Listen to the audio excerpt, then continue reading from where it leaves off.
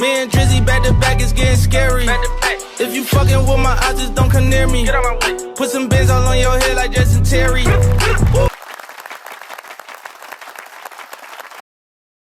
Let's get it. Yes, sir. What's good? The Faison View Podcast, episode 286. Man, y'all said y'all need them lottery tickets, man. With a cash at. Up to 1.3 billion, man. That joint was crazy, all right? Let's get into it. Like, share, and subscribe at the Faison View Podcast. Thursday, 5 p.m. Eastern Time. You already know what it do, man. My brother here, co-host.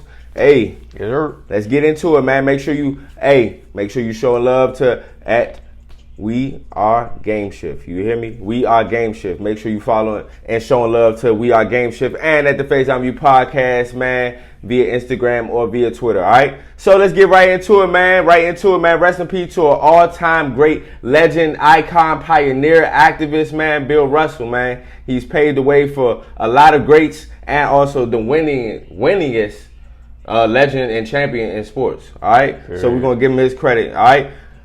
Mega Millions, man. It was up to 1.1 billion around that range, man. A ton of celebrities bought dozens of tickets, man. Internet went crazy mad on celebrities, man, because they bought so many of the tickets, man. So, man, and our thoughts, is that greed? You know what I'm saying? Or, and they rightfully so, could they do that? You know what I'm saying? And the question of the day, what's the one main dish that has to be present for breakfast? All right, we're going to get into that. What's the one main dish that has to be present for breakfast? All right, man, most reportedly, this just reported, man.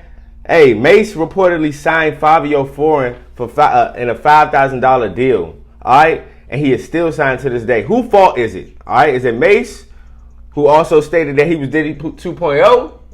Or is it on Fivio Foreign, reading the documents, understanding what you sign, understand who you get in business with, all right? We're going to break it down. Subscribers Q&A, in your opinion, all right? Which area do you think had the tougher, really had it tough in society regards? 90s, 2000s, 2010s, all right? We can only give you our insight, all right? And would you rather, I'll let you guys know that when we get to that point, man. So let's get right into it, bro. With my brother right here, man. You see his shirt with him being a Celtics fan. Hey, man, for real. Monumental, man. Rest in peace to the all-time great icon, the most winningest player and champion in the history of sports.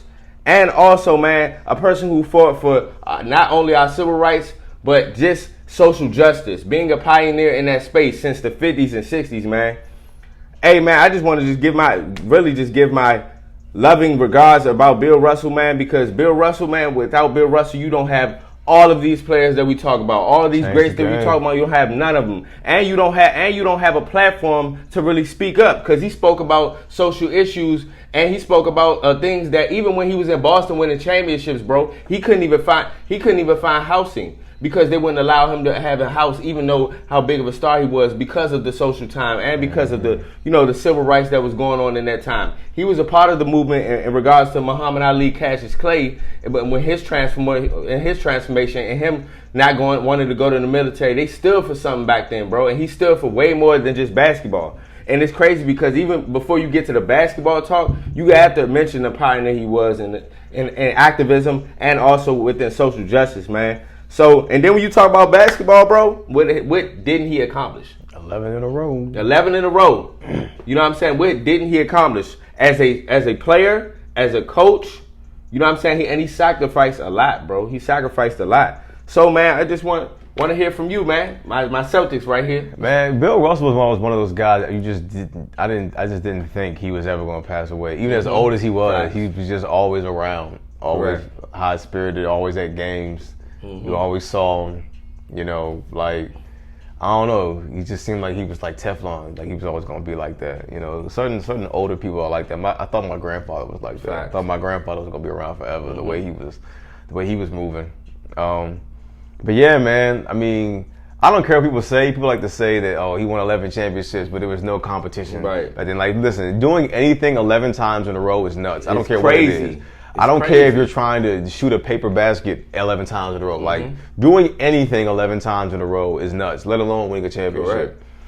And he was. It doesn't matter because even when competition came, like Will Chamberlain, exactly. I'm like he did face Wilt. Like he still couldn't be beaten. Like so, there's really not much you could say. So as a Celtics fan, it just it definitely hurts to see Bill Russell gone, and so many reasons why he's so great. Like he changed the game, like from block shots to the defense and passing and being a player coach, and like you said, the activism piece, the Celtics wouldn't be the most winningest franchise or tied for the most winningest franchise without his 11. Like, absolutely, he's got bulk of the rings. You'll never see that again. You'll never see dominance like that again. 11 championships in a row. You just out of 13, you'll never see that again. So definitely want to say prayers to his family. Absolutely. He had a great life, man. It's sad to see him go, but 88 years old, for sure. He's seen a lot, done a lot. He had and a great also life. He passed peacefully, with his wife next to him, like for sure. That's how you wanted to go every time. You had to ask. That's how you wanted to go. So and to your point, he's one of those people that you just thought that was going to be immortal. Facts, the people that you just see. Every single time you see a sporting event, you see a certain type of event. He's always going to be there. He's always going to be there, man. For real. He never looked frail. Like this was so sudden. It just sudden. It just happened. It was so sad. Like there wasn't even a report that he was sick or anything. Right. It just happened. Like, you know what I'm saying? And honestly, that's why I love Bill Russell too, because he wasn't about even that's why I was talking about him being so unselfish. It wasn't about him. He never wanted to be in the limelight. He was never deemed or looked at as that person that wanted to be in the limelight. Nor did he care about it. He cared more about our people. He cared more about what was going on within us. Like I said, social justice and activism. Man, it just speaks volumes that he was so amazing on the court, and then get off the court, he was even greater. One of those guys that definitely always show love to the next generation of the NBA, no matter what era it was. He showed love, and he was one of those guys that it felt good to get props from him. Correct. Like you see videos of telling Kobe how proud he is of him and how it made Kobe feel. The way he spoke to KG, just you could see how it made those guys wearing feel. The Kobe jersey once he passed. You know what I'm saying? Like he was one of those guys. Bill Russell watches me and says he likes my game, and I'm one of his favorite players, and he's probably like that stuff. He's one of those guys. So he is, and even to him flipping off Charles Barkley at the SB, he just always was true and genuine. When he went on stage and looked at all the big men, the tumble and Shaq, this out of kick. Yeah, out of kick. I'd have got all y'all out the way. I love it, man. So, man, shout out to Bill, man. Hey, rest in peace to an icon. He's just a legend, an icon. All right. So we're moving forward, man. This is by lottery tickets, man. Today. All right, the Mega Millions was up to 1.1 billion, bro. But the controversy started when tons of celebrities such as DJ Khaled, in those regards as well too. Hey, the internet went crazy mad at these celebrities for buying so many lottery tickets, man, stating it to be greed. So, what are your thoughts about that? Do you feel as though it should people be chastising these celebrities for buying so many lottery tickets? This is the first I'm hearing about it, but now that I think about it, I can see it. I get it. Like, I'm not like super upset about it, but right. I completely understand. Because it's like you've already proven that you can work yourself in a position to put yourself into making millions. Like, you've done that. You've done it. You've proven it. You've done it. And with that, you have the advantage of buying more tickets than everybody else. So it's like you already have money. Right. And now, because you're using that money, you're making it harder for a person without money to get their shot. Correct. And it's just like, and you've already, it's like, whether you get the billion or not, you've already proven you could get there. You've got the work. Mm-hmm. And once you reach a certain level amount of wealth, you can put more money into more things to make you more money. Whether the person on the street, they got some ways to go, and that billion can really help them out. So I get it, because it's like, it is greed. It is like, man, like, let the regular folks try their hand. You are already at an advantage financially, and now with this ticket wise, positionally, because you've been able to buy so many, So, but shout out to the regular guy that won. I never play the lottery because they're never going to let you get that money. Like, exactly. That's how it works. Like, he's not even getting $1 billion. No, he's not going to get $1 billion. He's getting 400 million, which is a lot. But it's like, to your point, it changed his life, and I'm glad it went to somebody who actually needed it. Yeah, you know what I'm saying? Went to a man or somebody. And then I think they're saying that he can either take like a lesser amount in cash, still like in the hundreds of millions, or he could take the 400 million like in increments every month. Right, correct. That's what I'm like. See, that's how the the lottery question do. we're gonna Like get the to. lottery. That's the why I question play we're the gonna lottery get to. because they never really about paying you. Now I still take a lesser amount in cash. Like you talking about 300 million in cash. I'm still taking, but it's like really like you advertised 1.1 billion. You knew taxes was gonna be like I just knew like you're gonna get a lot, great, but you're not going to get a billion. Everything that I knew that was happening. So my stance on it, I feel the same the way you do. I do see both sides. I can understand the outcry because you just want somebody less fortunate, and you have the opportunity and you have the leverage to buy so many tickets where you can win. I'm not in the space to pocket watch or whatever you want to do with your money. I feel like it became distasteful for people because you're starting to show it.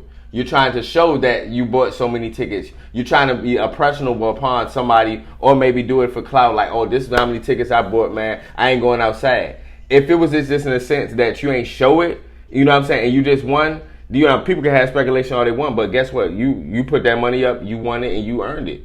But also I can see the outcry and the reasons why. Somebody less fortunate who are not in those positions that you may be in, rightfully so, that you got in that position yourself. Or, you got in that position, God willingly, and you work for it, but still, you know what I'm saying? Like, I would love for that to go to somebody less fortunate, or somebody who has less than, or somebody who really, was blessed with that, was already had that written to be blessed with that money. You know what I'm saying? So, I see both sides of it, but I do understand the outcry. Because if you showing off how many tickets, you got 10,000 tickets, like, all right, bro. You know what I'm saying? Like, I get it. I got it. It's good. It's like, come on, we man. can't say what you want. You know what I'm saying? We're not relegating. If you won, you won. You feel me? You played. You put your money out and played. But also you gotta look at it. If I'm a single dad with two kids living in a 1-bedroom apartment who played the lottery, and I see you on social media with 10,000 tickets, I'm like, come on, man. Right, like, correct. You already. Up. Just being fair about it. I can see. I can understand both sides. I can understand celebrity be like, "Dang, bro, well, get up where I'm at." All right, we understand that too.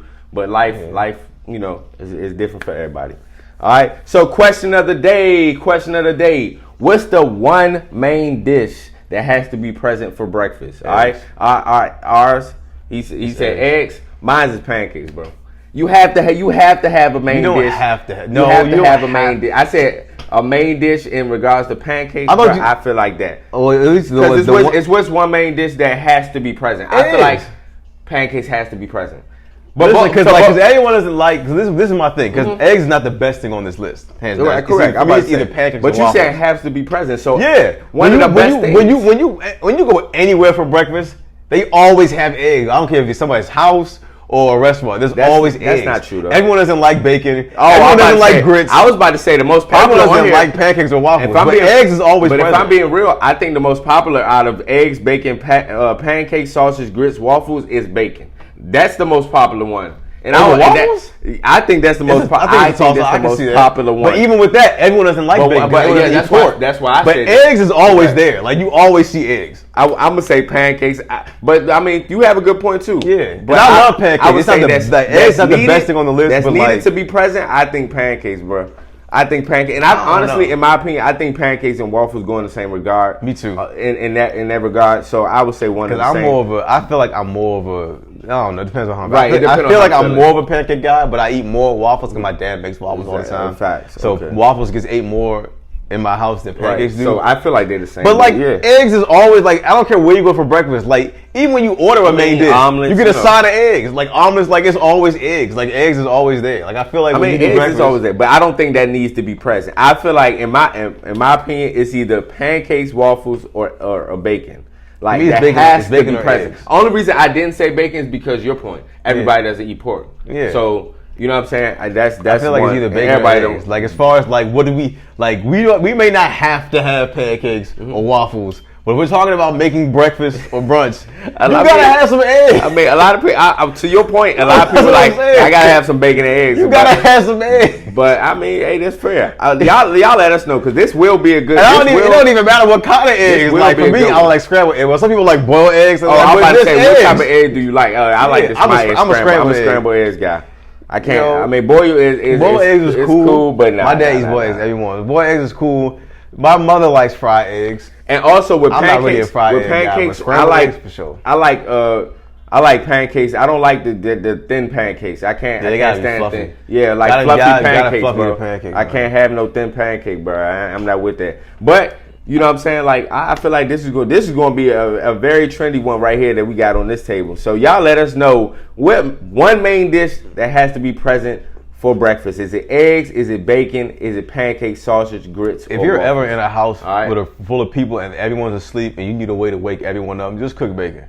That's what I feel like. Just cook bacon. If people will smell bacon and wake up. Even people who don't like pork. I've had people that don't like pork that still feel like bacon smells good. Yeah, like people, as soon as people smell bacon, they'll get up. Yeah, they will get up for sure. So every time I think about bacon, like in a funny type of manner, I think about Beans from Even Stevens. Remember he was obsessed with bacon. Yes, that was so weird. I was like, yo, what's up with But for sure, that's a good one. All right, man. Now to get into for real, some rap stuff. Let's get into it, man. The hip hop world. All right, and contracts. Mase reportedly signed Fivio Foreign to a $5,000 deal. Reportedly stated from Fivio Foreign on $1 million worth of game. And he also said he is still signed. Fivio Foreign said he's still signed. Whose fault is it, bro? And also, Mase also met up with $1 million worth of game right after to explain and, you know what I'm saying, go over everything Fivio Foreign probably missed in that regards. So, with knowing both sides of the information, I don't know if you've seen the Mase interview with $1 million worth of game. I didn't see the whole thing, but I saw the explanation. I seen the explanation too. Who's at fault in your regard? I mean, in today's era is Fabio's because there's too much information Right. today on record labels and deals and how things go. Correct. And there's a lot of resources out there that you don't have to to go independent like United Masters. Like it's just too much information today. Sure. So whenever I hear people having label issues, I no longer feel sympathy for them because like the information is out there. Right. Like I don't know how many times we have to air you. They've been aired out. Like Jay-Z's aired them out. Diddy, all types of Meg Thee Stallion, Louis. Like there's been so many different. Yeah. Even Meek Mill recently is talking about how Facts. he's going completely independent. He's putting $1 million out for every project he's doing. It's so Everyone's many, going independent. Russ like, talks about it. Joyner Lucas. There's so much. There's too much information today. Correct. Like so, and reportedly, Fabio was. I didn't know he was that old. He was 28 at the time he signed that deal. So it's like, man, like and I get it, young guy from the ghetto, And but it's like the internet information is there. In his regard, you can't be so impressionable about what a name does, because not only that, Mase. He said, for me, Mase, like I don't have Mase is a legend to me in hip hop. But as far as like as a person, there's not a lot of credibility with Mase because in one breath he was doing the hip hop thing, which is cool.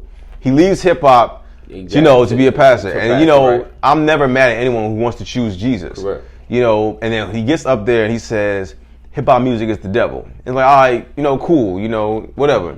But then you leave the church and you go back to doing hip hop after you just said it was the devil. Correct. Then I think he went back to the church, and then a couple years later we saw him on tour with Diddy so it's like, to your point, it's a little it's so like Mase wasn't somebody I wouldn't have really trusted in the first place. To your point, I agree with you, bro. Like who fault it is, I feel like just honestly, you're the signee. You signed off on it, and also you have to read and be knowledgeable on what you're signing. And also in another breath, you know what I'm saying? I feel like Mase, like to my brother's point, is.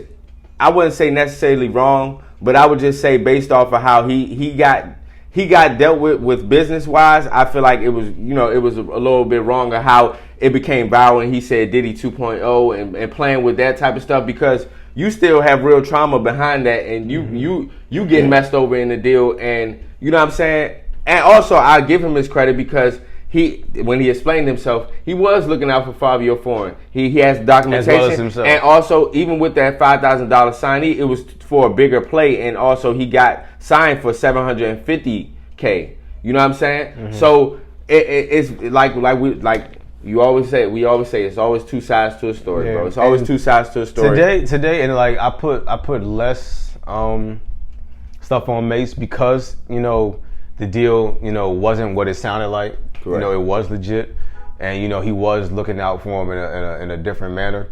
I put today. It's like if you go out your way to do an artist dirty today, then it's like it's messed up because back in the day that was the music business, and you're taught the business a certain way. So I don't fault Diddy or Pharrell or Jay-Z or those guys for doing business in that way because that's how they were taught the business. And as they get older, obviously those guys have done things differently. They don't do stuff like that anymore because now they realize, man, that was kind of whack. It's whack for artists to be putting stuff like this, that, and the third. But you don't think like that initially. You just think that's just how it goes, Yeah. But today, with all the information, it's like if you do it today, then you're just scum. Yeah, it's too much knowledge out there, and you're just dumb for not knowing. And to your point, it's too much independent artists and indies and independent information out there for you to Nipsey Hussle was one of them. Like Mac Miller was one of them. Right. Joey Badass is another guy. Like there's a lot of examples too. It's a lot of guys out here flourishing in independency, and Currency and guys who have who have spoken up about this, made longevity careers off of it. Tech Nine for sure. You've got big artists today who are independent now. Lupe Fiasco. Yep. Ludacris, like Meek Mill is going independent, And also down the line, what you notice, and of course, having the labels backing is so good. It's cool, glitz and glam. But also, what you have to understand as an indie artist, whatever you put out there, you're going to get, and if you're going to get something back, you're going to get the full amount back. You know what I'm saying? You got to put it back into the music, but it's right, yours. Exactly. Like, but it's yours. You know what I'm saying? It's yours at the end of the day. So, it's tough, but I would say to both of our credits and what our points is, it's too much information for way you too to, much information out there. You know what I'm saying? For you to be in a type of deal that's going to hinder you. There are people you could follow that'll just give you a little game. Like I follow Lupe Fiasco on Twitter. I just learned something recently because I knew a lot about his story because he used to be in Atlantic. Atlantic is one of those big record labels, and it got to a point where they wanted him to make the records that they were pre-packaging for him, and they wanted him to make those records, and they would not promote his records. So it's like if he wanted real promotion, he would have to do their pre-packaged records, meaning like the verse is already written, the hook is already written. Correct. And it's like for a true artist, like man, I want to make my own art. Exactly. But because he's not doing it their way, they weren't promoting his music. Like he said, like I gave Bruno Mars The Way You Are. I'm like, sheesh, like that was a big record. I was like, but you learn stuff like that. It's like, man, like you listen to the things you give up, and in retrospect. So it's like I get it. Like as an MC, I don't want no prepackaged beats. I want to make my own stuff. Exactly. Like, if you want me to make a certain sound, I'll make it that way. But let me make it. You're signing over so many rights. And then they go out the way to not promote your stuff. Correct. They only gonna promote it's a game. It's tough. It's a game, man. So real good breakdown on that as well. They didn't. I don't think RCA promoted. Because people were talking about how did Chris Brown only do 60K first week. I don't think his label promoted his album like that. You know? And I think a part of it is because I think he owns his master stuff like that. So it's logistics. The label is not going to. They're not going to help you as much as you think they should when you're in a better position than they are. Correct. Because I think Joe Budden and them talked about that. That's real though. Like that. Like and your leverage as an artist, like you saying. If you're a bigger artist in the deal, it just depends on how your deal is structured, but you know what I'm saying, that can lead to leniency being on your side, or if not, and you can just listen, you just got to know what you're getting into, and you got to be willing to do the work. Ross spoke about it on again, just more people who just spoke about it. Gunna spoke about it. He said, listen, he said J. Cole did it, that we just gonna work our way out of it. He said, hey, this is the deal. Big Sean did it. He said, this is the deal. If the deal is okay, you gotta give us this many amount of albums, and then you can own whatever after. Like, okay, cool. Like I know what I'm getting into. It's gonna be tough. It's gonna stink, but I can work my way out of this. Cool. Like this is the contract. Cool. We're gonna put out 4 albums, and then the rest is gravy after that. J. Cole did it. He owns everything after Forest Hills Drive. So For Your Eyes Only is his. KOD is his. This new album, what's it called? Oh, Off Season. That's his. The Dreamville stuff. All that stuff is his. Like Big Sean did, he said his first deal was a slave deal, but he worked himself out of it. He said, I knew I could work myself out of it. Like I just did that. That's what I did. Ross did, he said, hey, Roseanne gonna cry. We just gonna work. We gonna work our way out of it. Gunna did it, like, okay, this is the deal. Then cool. And that's another reason why you just don't speak out on certain matters like this. You know what I'm saying? Because you could be cool with the label situation if you're cool with working yourself out of it. It's like, okay, I'll take this play now, and then for sure. But know what you're getting into. And then be all right with that decision. Absolutely. You already know. All right, we're moving forward. Subscribers Q&A. In your opinion, which era do you think it had it tougher in regards to society, man? And we're including everything. 90s, 2000s, 2010s. All right. So this is a tough question. Like we 95 babies. We didn't live fully through the 90s, so we understand the 90s. But 2000s and 2010s we fully lived through, of course. God willingly. In my opinion, bro, it's tough for me. And of course, I'm speaking from, I guess, a slight bias because I grew up in 2000s, 2010s. But I will say, I'll say towards the end of the 90s, and the 2000s. I'll say in regards to tougher society because of what everything that was going on. And I'm a very much so pinpoint, like, and a major event that happened right entering the 2000s. Of course, then you're dealing with 9/11. Your birthday as well too. But dealing with those things, and then 90s and understanding the shift of a culture and everything shifting into a different type of format of how we talked, how we represented ourselves, how we dressed. In regards to social issues that was going on back then. It was also it was just a lot going on. 2010s, honestly, within the time we've been right now, the social media era has definitely caused a high level of suicide rates, a lot of things going on within society, and also it being even though being such a pro, being a lot of negative. So looking at it in both sides, I'm saying 90s to 2000s. Because with the 90s coming into everything, what it represented it, but also we was going through a lot of trying times within the 90s, within social justice, as we always been going through. Mm-hmm. You know what I'm saying? And then going to the 2000s, early 2000s, happened where it happened. That formed and shaped everything differently after that, after 2001. So, I mean, of course, you can go all day about, which was tougher, but I would say if my correct answer would be the 90s and 2000s for me. I'm going with the 90s. The 90s was fresh after the crack epidemic. Mm-hmm. So like you're still dealing with that, and it was a lot tougher to living in a ghetto back then because there weren't so many opportunities as there is today. Like today you don't really have to sell drugs because there's so much to do on YouTube.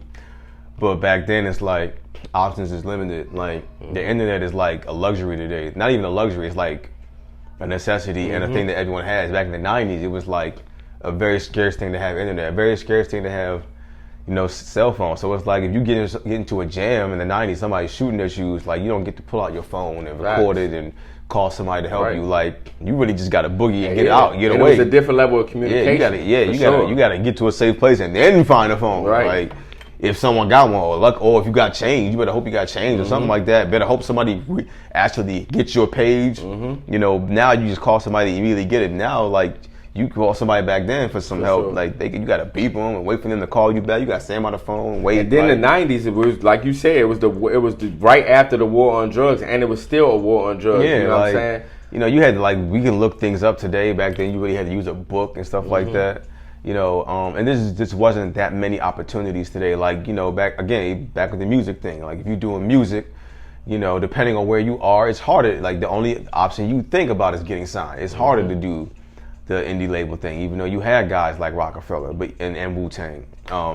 But it was a lot harder for them to do that. And depending on where you live, there's less labels. If you're from the South, there was a lot less labels in the South than there was in New York. Like, a lot of those guys had to make their own labels that you have today. There's a lot of labels in the South today, but in the 90s, it was very scarce to find a record label in the South. In New York, there's all types of record labels. So, and again, you don't have that much information on how the business goes. So, like, you sign and you get into these deals, and no one told you, and there's no information on how it's going to go, and you sign your life away. But today, there's more information today, I guess is what I'm trying to say. It is. Than versus the 90s. So I'm going to go with the 90s. That's a good point.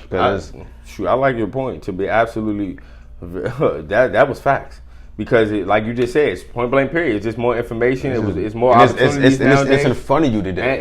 And it's in front of you. We were just talking about how you had to print out MapQuest, or you had to do certain things. Like it's a just pirate, communication. It's just different. It's different. And honestly, and to think about it, it wasn't that long ago. You know what I'm saying? That's less than 30 years ago now. Yeah. You know what I'm saying? The 90s. But good response. I like that one. So let us know, man. Which era do you think had it tougher in regards to society, all right? 90s, 2000s, 2010s. Lastly, would you rather, all right? Would you rather receive $1 billion all in one lump sum or have the $1 billion paid out in salary annually? I will say, bro, give me all at once. You want to know why? Because I don't know what tomorrow is going to bring. I don't know how long I'll be here. Bring me my money. Bring it everything. Bring it my money, bro. I get residual income. Right, this is $1 billion. This is $1 billion. It sounds good residual, but not $1 billion. You gotta give me that right here. I don't know how long I'm gonna be here, bro. Like, look here, bro. I want that. I want that straight in my face. Stop playing. Like I got plays I can run right now. Like nah, bring me the $1 billion. Bring me the $1 billion right now. And like $1 billion, bro. Like it's like that's so much. That's so much money. Like I know we in a different era. You know what I'm saying?